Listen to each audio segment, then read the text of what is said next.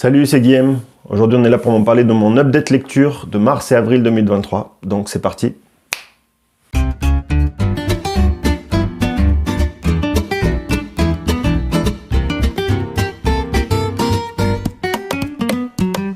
Donc, en mars et avril, j'ai lu donc 7 livres que je vais vous présenter maintenant. Donc, les deux premiers livres que j'ai lus, c'est Martyr, tome 1 et tome 2 d'Oliver Perru. J'en avais déjà parlé dans mon update lecture parce que j'avais commencé un petit peu avant mars.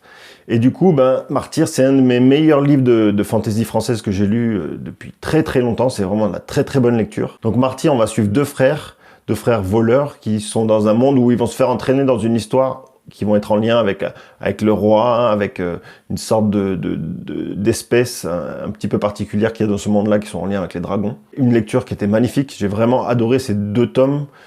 Autant le tome 1 et le tome 2, les deux sont très très bons, même si le tome 2 nous laisse sur notre faim. Là, ça fait 7 ans que le tome 2 est sorti, on attend toujours la suite. Donc Oliver Perru, le tome 3 pour l'instant, c'est pas trop apparemment dans l'actualité. J'espère qu'un jour il va le faire, sinon c'est un peu notre George Martin national ou notre Patrick Rothfuss national qui n'ont jamais fini aussi pour l'instant leurs œuvres. Moi j'espère vraiment qu'il va prendre ce troisième tome et essayer de le finir. Des retournements de situation qui sont incroyables, qu'on s'y attend pas du tout. Et puis les personnages sont attachants, le monde est génial et pour être plus développé, il y a de la fantasy qui est encore plus, où c'est encore plus développé, mais l'histoire est vraiment, vraiment très bonne et le scénario est incroyable, quoi.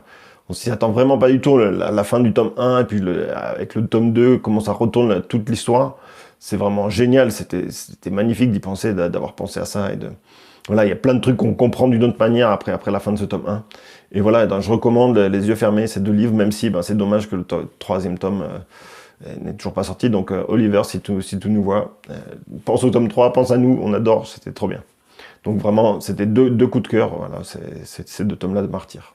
Ensuite, j'ai enchaîné avec de la science-fiction toujours française. J'ai lu Les Furtifs d'Alain Damasio. Donc je voulais me lancer un peu, voilà, lire du Alain Damasio, parce que j'en ai beaucoup entendu parler. Voilà, il est très, très connu en France, un auteur vraiment reconnu dans la science-fiction.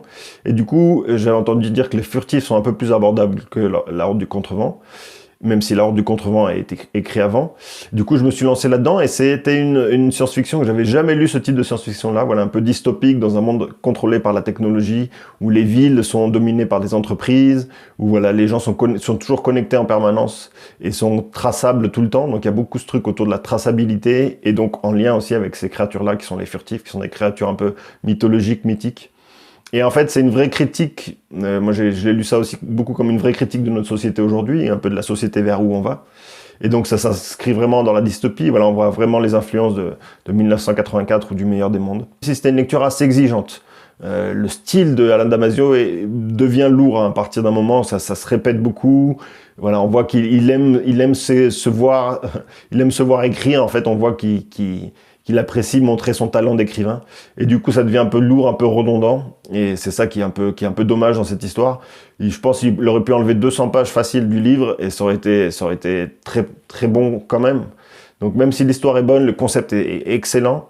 Voilà, le style est fatigant. Et après, moi, j'ai bien aimé aussi, même si c'est vrai qu'on peut critiquer, mais cette vision qu'il a du monde alternatif, voilà, on voit qu'il est en lien avec, il y a plein de choses du monde alternatif qui sont présents, qu'on a aujourd'hui du monde alternatif, qui sont présents aujourd'hui dans cette œuvre-là, et c'est très intéressant de voir aussi la science-fiction de cette manière-là, finalement. Il y aura sûrement des gens, voilà, qui seront contre ce type de société-là et qui lutteront à leur manière. Et donc c'est aussi intéressant de voir cette vision-là, même si on voit que c'est très teinté aussi, lui, par sa vision politique du monde. Et voilà, on peut être d'accord ou pas, mais en fait, c'est aussi, voilà, ça peut être très riche.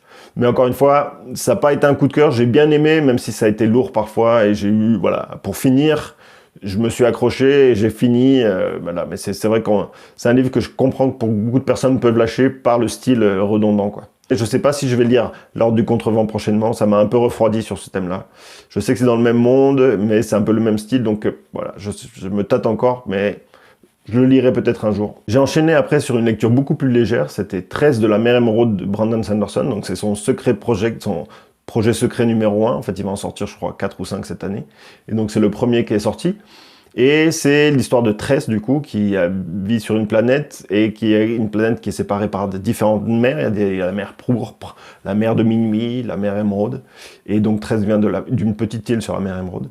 Et on va suivre un peu son aventure. Elle, c'est une jeune fille vraiment ordinaire, qui va se retrouver, qui va se lancer dans une aventure. C'était une lecture légère, mais en même temps qui était inscrite dans le Cosmere. On avait encore Oid qui était là, on suivait l'aventure de Tress, le monde magique était encore superbe, c'est vraiment la créativité qu'a Brandon Sanderson autour du monde magique. La création de monde magique, d'êtres magiques, c'est génial.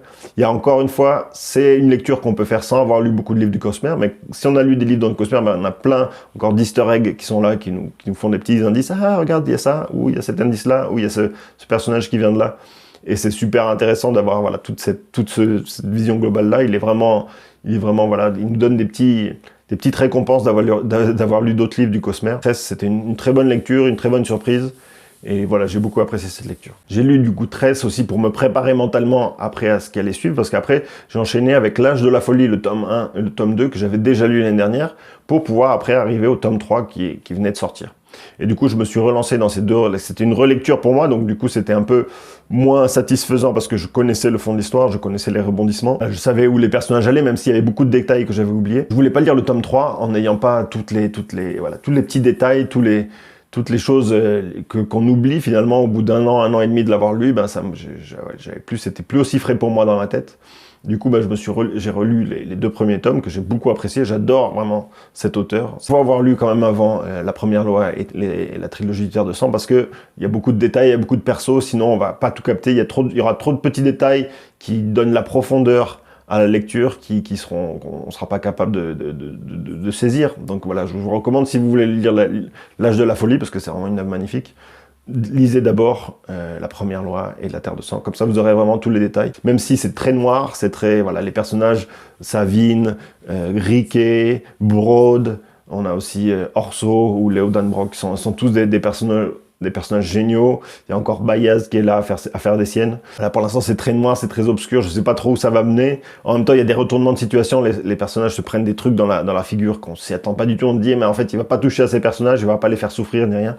Mais en fait, c'est tout le contraire. Vraiment très fort pour qu'on apprécie ces personnages qui se font des choses horribles, mais on les aime quand même parce qu'ils sont tellement attachants et il a tellement cette capacité de nous faire aimer des personnages horribles. Les dialogues qui sont toujours aussi forts, aussi prenants.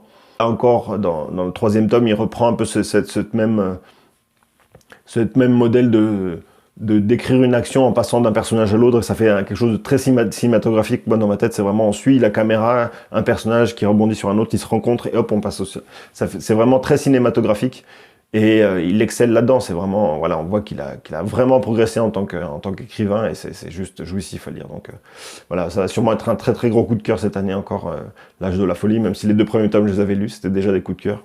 Mais là, le troisième tome est excellent aussi. Donc voilà, c'était mon update lecture de mars et avril 2023, c'est les livres que j'ai lus. Voilà, je vais continuer, il y en aura sûrement pour mai et juin, je vous tiendrai au courant de mes lectures. Mais voilà, pour l'instant, j'ai pas eu des livres que j'ai laissé tomber ou que j'ai arrêté de lire parce que c'était trop, même si bon, les furtifs, j'étais pas loin d'arrêter, mais je me suis accroché pour terminer. Mais voilà, c'est que des bonnes lectures, et donc voilà, pour l'instant, j'ai eu de la chance, c'est ce mois-ci. Allez, à bientôt!